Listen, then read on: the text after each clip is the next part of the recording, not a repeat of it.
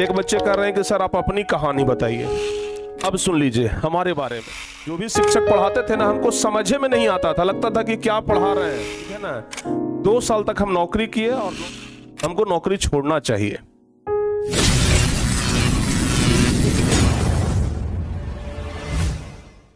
एक बच्चे कह रहे हैं कि सर आप अपनी कहानी बताइए, अपनी कहानी बताइए। एक बच्चे ऐसा बोल रहे हैं, चिंता काहे कर रहे हैं, ठीक है ना।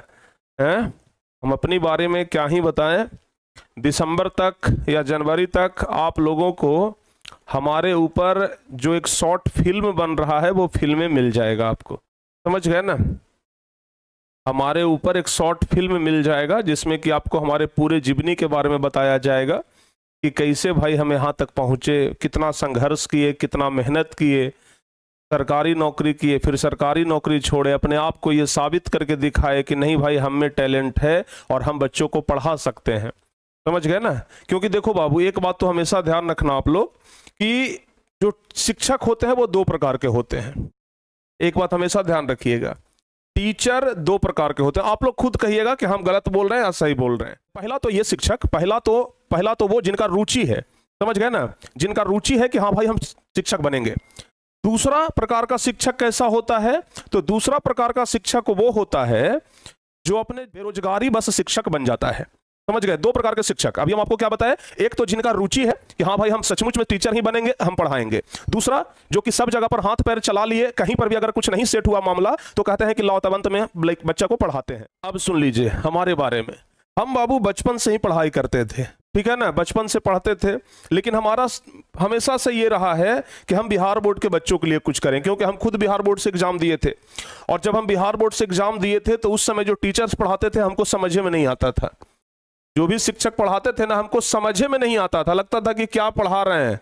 और सबसे कमजोर सब्जेक्ट अगर हमारा था तो वो गणित था, ठीक है ना। वो गणित सब्जेक्ट था जो कि आज तक हमारा कमजोर रह गया, समझ गए ना। एकदम सही बात बताते हैं हम। अगर स्कूल में टीचर शायद गणित के बेहतर होते ना तो शायद आज हम गणित में भी तेज होते, ठीक है। बाकी प्यारे बच्चे हम सब विषय में तेज हैं, समझ गए ना। बाकी कोई विषय में हमको कोई दिक्कत नहीं है। तो 10वां परीक्षा पास कर गए थे। 10वां परीक्षा पास करने के बाद हमारा रुचि था कि हम पढ़ाएं, तो छोटे छोटे बच्चों को पढ़ाने लग गए। उसके बाद हमको लगा कि भाई दुनिया हम पर कैसे विश्वास करेगा कि हाँ हम में टैलेंट है, हम पढ़ा सकते हैं। दुनिया कैसे हम पर विश्वास करेगा। तो हमें लगा कि पहले हमें खुद ये साबित करके दिखाना होगा कि नहीं हमें टैलेंट है, हमें नॉलेज है। तो हमने क्या किया कि पहले सरकारी नौकरी का तैयारी किया, ठीक है ना। और लगभग 2 साल तक हम तैयारी किए सरकारी नौकरी का। और 2 साल के बाद रेवेन्यू डिपार्टमेंट में हमारा सिलेक्शन हो गया, ठीक है ना। और रेवेन्यू डिपार्टमेंट में हम एज ए गवर्नमेंट एम्प्लॉय चले गए। गवर्नमेंट एम्प्लॉय चले गए। 2019 में बाबू हम फॉर्म भरे थे और इधर 2019 में हम पढ़ाना भी स्टार्ट किए हुए थे, ठीक है ना। 2 साल तक हम नौकरी किए और नौकरी करने के बाद 2 साल तक हम खूब सोच विचार किए। 2 साल तक हम खूब सोच विचार किए और तब जाकर के हमको लगा कि नहीं, हमारा जीवन पढ़ाई के लिए बना है, हम कहाँ नौकरी में आकर के फंस गए हैं, हमको नौकरी छोड़ना चाहिए, ठीक है ना। और तब जाकर के नौकरी से हम रिजाइन दे दिए, बोले कि नहीं हमें नौकरी नहीं करना है, हमें पढ़ाना है, ठीक है ना। क्योंकि हमारा बचपन से इच्छा था पढ़ाने का। तो हम कोई एक्सीडेंटल टीचर नहीं है कि हाँ भाई कुछ में नहीं हुआ तो अंत में हम पढ़ाना शुरू कर दिए।